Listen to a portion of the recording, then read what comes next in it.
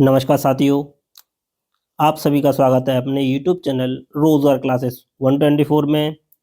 तो साथियों, कैसे हैं आप? आई होप कि आप सभी स्वस्थ होंगे और आपकी स्टडी भी बहुत ही अच्छी चल रही होगी।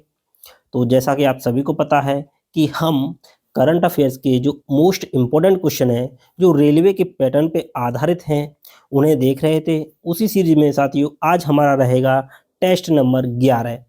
10 तक वीडियो साथियों अपलोड हो चुके हैं। यदि आपने वो वीडियो नहीं देखे हैं तो इस वीडियो के देखने के बाद उन्हें भी देख लीजिएगा। मैं यकीन दिलाता हूं कि एग्जाम में आपको काफ़ी हेल्प मिलेगी। और साथियों, यदि वीडियो आपको अच्छा लगे तो लाइक शेयर सब्सक्राइब करना ना भूलिएगा, क्योंकि साथियों एक वीडियो बनाने में बहुत मेहनत लगती है। ये आपको हमारे कंटेंट से और उनका जो विश्लेषण है उसके माध्यम से आपको पता लगता होगा। तो चलिए साथियों, देर ना करते हुए वीडियो स्टार्ट करते हैं।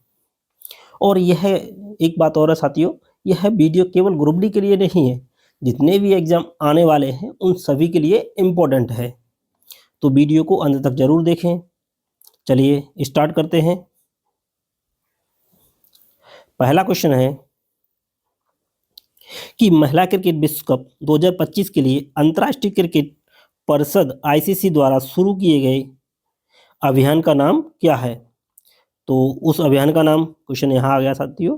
तो अभियान का नाम पूछा है कि महिला क्रिकेट विश्व कप जो 2025 में हुआ था, तो आईसीसी के द्वारा एक अभियान शुरू किया गया था, तो उस अभियान का नाम क्या था? तो पहले देख लेते हैं महिला क्रिकेट विश्व कप।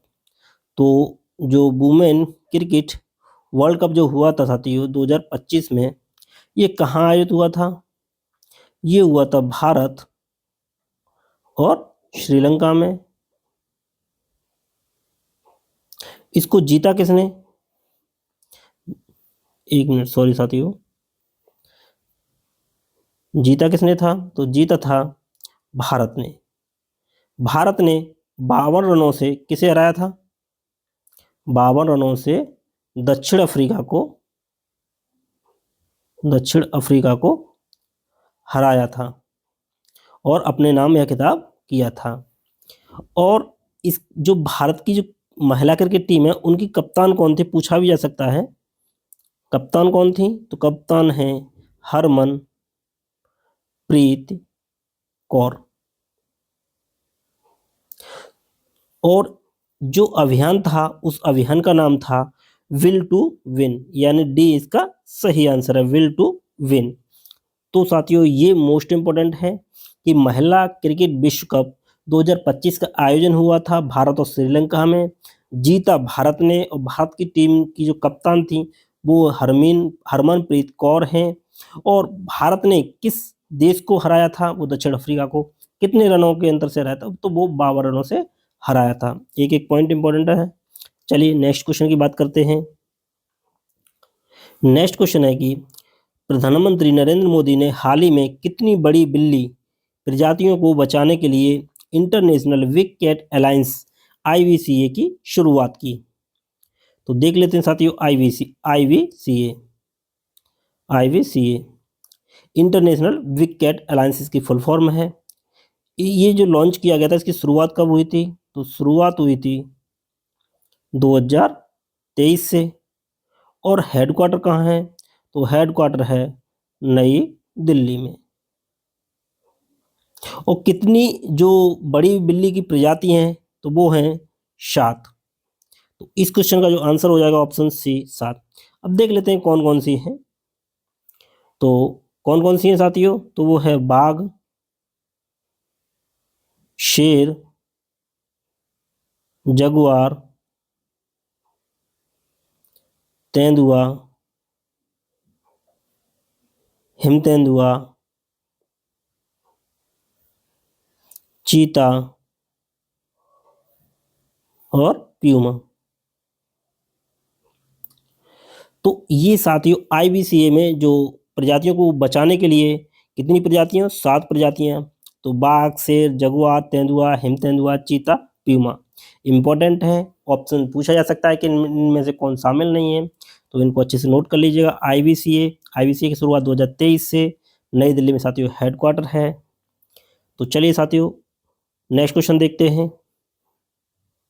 इसके साथ साथियों एक चीज़ और देख लेते हैं। कुछ प्रोजेक्ट जो लॉन्च किए गए थे भारत में, वो देख लेते हैं। प्रोजेक्ट टाइगर, प्रोजेक्ट टाइगर, तो ये कब आया था? ये आया था 1973 में। प्रोजेक्ट स्नो लेपर्ड, ये कब आया था साथियों? तो प्रोजेक्ट स्नो लेपर्ड आया था 2009 में। और एक आया था साथियों प्रोजेक्ट चीता, तो ये कब आया था? 2022 में। तो ये कुछ इंपॉर्टेंट प्रोजेक्ट हैं, इनको अच्छे से देख लीजिएगा। चलिए अब बात करते हैं नेक्स्ट क्वेश्चन की। नेक्स्ट क्वेश्चन क्या कह रहा है कि निम्नलिखित में से कौन सी भाषा लद्दाख आधिकारिक भाषा विनियमन 2025 की आधिकारिक भाषाओं की सूची में नहीं है? तो मोस्ट इंपॉर्टेंट है, क्वेश्चन पूछा जा सकता है। तो जो साथियों लद्दाख आधिकारिक भाषा विनियमन 2025 है, तो उनमें कितनी भाषाएं शामिल की गई? तो वो 5। कौन कौन सी? अंग्रेजी, हिंदी, उर्दू, ये तो इम्पोर्टेंट है ही है। और दो और इम्पोर्टेंट हैं, कौन कौन सी? भोटी और पुर्गी। तो ये 5 भाषा शामिल की गई। अब साथियों इनमें कौन शामिल नहीं है? तो अंग्रेजी है, हिंदी भी है साथियों, पुर्गी भी है, तमिल इसमें शामिल नहीं है। तो इस क्वेश्चन का जो आंसर हो जाएगा वो हो जाएगा तमिल। तो इम्पोर्टेंट है सभी भाषाएं साथियों, देख लीजिएगा। चलिए नेक्स्ट क्वेश्चन की बात करते हैं। नेक्स्ट क्वेश्चन कह रहा है कि खेलो इंडिया यूथ गेम्स का आयोजन किस राज्य में किया गया? तो साथियों जो खेलो इंडिया यूथ गेम 2025 हुए थे, इनका आयोजन कहाँ हुआ था? तो इनका आयोजन हुआ था बिहार। इंपॉर्टेंट है, तो कहाँ हुआ था? बिहार में। और खेलो इंडिया जो यूथ गेम्स है, पूछा जा सकता है इसका शुभंकर क्या था? शुभंकर, तो उसका शुभंकर था गज सिंह।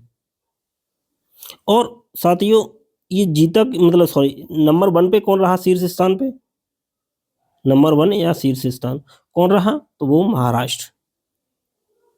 महाराष्ट्र 158 पदों के जीते थे, जिसमें 58 गोल्ड मेडल थे, 58 गोल्ड थे। तो पहले नंबर पे यानी शीर्ष स्थान पे था महाराष्ट्र और दूसरे नंबर पे था हरियाणा। तो इंपॉर्टेंट है। तो इस क्वेश्चन का आंसर क्या हो जाएगा? बिहार। चलिए नेक्स्ट क्वेश्चन की बात करते हैं। नेक्स्ट क्वेश्चन है कि वन नेशन वन चुनाव पर गठित उच्च स्तरीय समिति के अध्यक्ष कौन है? तो वन नेशन वन चुनाव पर जो गठित कमेटी है उसके अध्यक्ष कौन है? तो साथियों ये है रामनाथ कोविंद, यानी बी क्वेश्चन इसका सही आंसर हो जाएगा रामनाथ कोविंद। चलिए नेक्स्ट बात करते हैं। नेक्स्ट है जून 2025 में जारी वैश्विक ऊर्जा संक्रमण सूचकांक 2025 में भारत की रैंक क्या है? तो साथियों देख लेते हैं वैश्विक ऊर्जा संक्रमण सूचकांक। तो ये जारी किसके द्वारा किया जाता है? साथियों एक एक पॉइंट इंपॉर्टेंट है, अच्छे से देखते चलिए। जारी किया जाता है ये world economic forum, WEF, world economic forum के द्वारा जारी किया जाता है। टोटल कितने कंट्री थे? 118 थे। पहले स्थान पे कौन रहा? तो पहले स्थान पे कौन रहा साथियों? स्वीडन। कौन रहा? स्वीडन। और दूसरे स्थान पे पूछे तो वो रहा फिनलैंड। पहला स्थान याद रखना है आपको, तो पहले स्थान पे फिनलैंड सॉरी पहले स्थान पे स्वीडन और दूसरे स्थान पे फिनलैंड। भारत की बात करें तो भारत की जो रैंक थी वो कितनी थी? 71 71। और 2024 में भारत की रैंक कितनी थी? 63।